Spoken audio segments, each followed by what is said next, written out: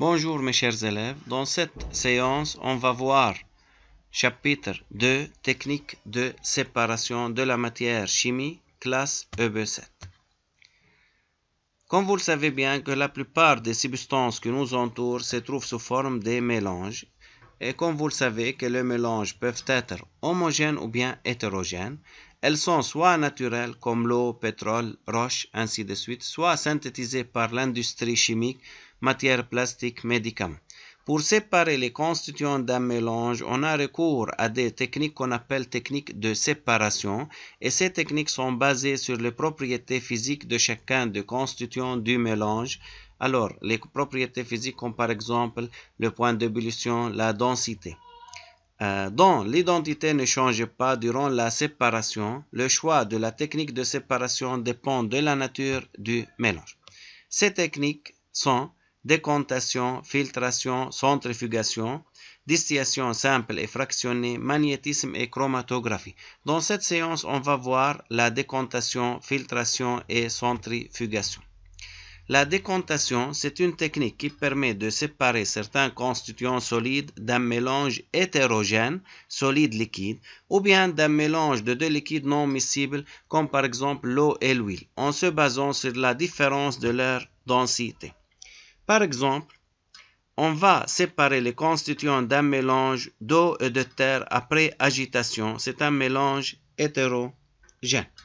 Alors, on laisse reposer le mélange. Après un certain temps, on va voir que les constituants de ce mélange se séparent. À noter que la sédimentation, c'est-à-dire le dépôt de terre, se fait lentement car la différence entre la masse volumique de la terre et celle de l'eau n'est pas très grande. Cette technique n'est pas précise. Il faut verser le liquide en évitant d'entraîner la terre. Par exemple, une partie du liquide mélangé avec la terre. L'autre type de décantation est la séparation de deux liquides non miscibles comme l'eau et l'huile en utilisant une chose qu'on appelle ampoule à décantation. Le seul matériel nécessaire est un récipient. On peut utiliser un bécher ou bien on utilise, comme on a vu, une ampoule à décantation. Lors d'une décantation, les particules en suspension se déposent au fond du récipient. La séparation obtenue est parfois partielle car, comme on a dit, il reste quelques particules en suspension. La deuxième technique qu'on va voir est la filtration. Pour cette technique, on utilise des choses qu'on appelle papier filtre. On utilise un entonnoir, un bécher et un support. Premièrement, on va plier le filtre en deux. On replie encore une fois et déchirer un des coins et on ouvrir le filtre. Puis on verse le mélange à séparer. Alors, la filtration est une technique qui permet une bonne séparation de la phase liquide qu'on appelle le filtrat qui traverse le papier filtre d'une phase solide qu'on appelle le résidu qui reste sur le papier filtre. La vitesse de filtration dépend des caractéristiques du matériel filtre, la qualité du matériel filtre, la surface filtrante, les dimensions des pores, ainsi de suite. Le matériel filtre peut être le papier filtre, le plus souvent, la verre poreuse et le matériel textile. Alors, dans cette représentation, on a le bécher, on a le mélange à séparer, on a le papier filtre, l'entonnoir, le bécher.